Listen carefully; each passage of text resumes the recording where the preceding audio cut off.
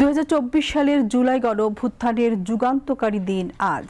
এদিন কেন্দ্রীয় শহীদ মিনারের ছাত্র সমাবেশ থেকে সরকার পতনের এক দফা ঘোষণা করা হয়। আগস্টের 3 তারিখ ছাত্র জনতার হত্যার প্রতিবাদে দেশ জুড়ে ছিল চরম উত্তেজনা, জনসমাগম ও নতুন রাজনৈতিক বাস্তবতার ইঙ্গিত। শেখ হাসিনা সরকারের পদত্যাগের দাবিতে সারা দেশ ছিল বিক্ষোভে উত্তাল। খালিদ আহসানের প্রতিবেদন। 2024 সালের 3 আগস্ট ঐতিহাসিক জুলাই গণঅভ্যুত্থানের উত্তাল দিন। রাজধানী ঢাকা সহ দেশের বিভিন্ন স্থানে এদিন ছাত্র জনতার ঢল নামে।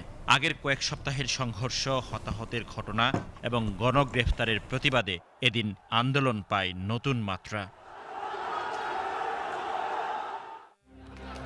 3 আগস্টের সবচেয়ে গুরুত্বপূর্ণ ঘটনা ছিল কেন্দ্রীয় শহীদ মিনারে ছাত্র সমাবেশ। এদিন কেন্দ্রীয় শহীদ মিনার রূপ নেয় জনতার মহাসমুদ্রে।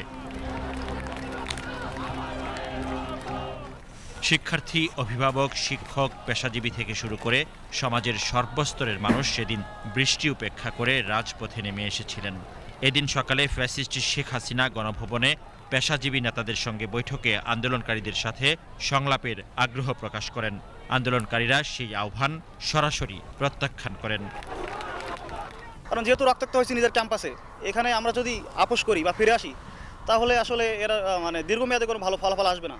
এজন্য আমরা আমাদের নিরাপত্তার জন্য জাতির স্বার্থে, দেশের স্বার্থে আমরা অনেক ত্যাগের বিনিময়ে আমরা আন্দোলনটা চালিয়ে গিয়েছি। রক্ত যদি এত গড়াইছে, তাহলে এর আমরা একটা শেষ দেখেই ছাড়বো। এই জন্যই কিন্তু আমরা আর কেউ পরবর্তীতে পিছু পা হয়নি। অনেকে হয়তো আমাদের হল ছেড়ে দিতে হয়েছে, কিন্তু হল ছেড়ে দেওয়ার পরেও কিন্তু অনেক কিন্তু ক্যাম্পাসে রয়ে গেছে।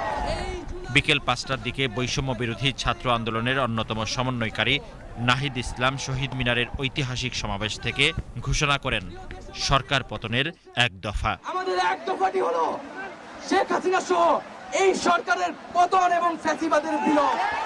আমাদের ধৈর্য একদম পিঠে ঠেকে গিয়েছিল, কারণ এত পরিমাণ নির্যাতন, নিষ্পেষণের শিকার হয়েছে। আমাকে গেস্ট রুমে নিয়ে গলায় রামদা ধরা হয়েছিল, এই যে পাশি যে 288 নম্বর রুমে, এই 288 নম্বর রুমে। এভাবে আমাদের উপর অকথ্য নির্যাতন চালায়। অত্যাচারের শেষ সীমায় পৌঁছে যাওয়ার কারণে আমরা আসলে বারুদ হয়ে ফুটে উঠেছি। একদিক দিয়ে নিহতদের লাশ হাসপাতালে নিয়ে আসতো, আরেক দিক দিয়ে আপনার আহতরা আসতো বিভিন্নভাবে। আবার এখানে আন্দোলন ছিল, সামনে আমি নিহতদের লাশ দেখতেছি, আমার সামনে দিয়ে যাচ্ছে, আহতরা যাচ্ছে। আবার আমরা এই সন্ত্রাসীদেরকে আবার প্রতিহত করছি, তাদের বিরুদ্ধে আমরা মানুষজন দাঁড়িয়েছে। তো এই দৃশ্যটা ছিল আসলে খুবই ভয়ানক একটি দৃশ্য ছিল, যে আপনি আসলে চিন্তা করতে পারবেন না যে আপনার চোখের সামনে লাশ পড়ছে, আমিও ভাববো হ্যাঁ আমি একটু পড়তে মারা যাব। কিন্তু মানুষজন কোনো এক আমার মনে হচ্ছে অদৃশ্য শক্তির কারণে তারা একটি দারুণ মনোবল পেয়েছিল। একই দিন সারা দেশের ছাত্র জনতার শান্তিপূর্ণ আন্দোলন দমনে বল প্রয়োগ, গুলি, গণগ্রেফতার ও নিহতদের স্মরণে শোকসভা এবং আহতদের প্রতি সংহতি জানানো হয়। রাজধানীর বাইরে চট্টগ্রাম, রাজশাহী, খুলনা, বরিশাল, সিলেট, রংপুর, ময়মনসিংহ সহ বিভিন্ন শহরে বিক্ষোভ, মানববন্ধন, মিছিল অনুষ্ঠিত হয়। আন্দোলনের প্রতি সংহতি জানিয়ে প্রবাসী বাংলাদেশিরাও বিভিন্ন দেশে কর্মসূচি পালন করেন। জুলাই গণঅভ্যুত্থানের ইতিহাসে 3 আগস্ট শুধু একটি প্রতিবাদের দিন নয়, বরং এটি ছিল আন্দোলনের রাজনৈতিক রূপান্তরের দিন। শহীদ মিনারের সেই সমাবেশ থেকেই পরবর্তী ঘটনার প্রবাহ দ্রুত এগিয়ে যায়, যা শেষ পর্যন্ত বাংলাদেশের রাজনৈতিক ইতিহাসে এক নতুন অধ্যায়ের সূচনা করে।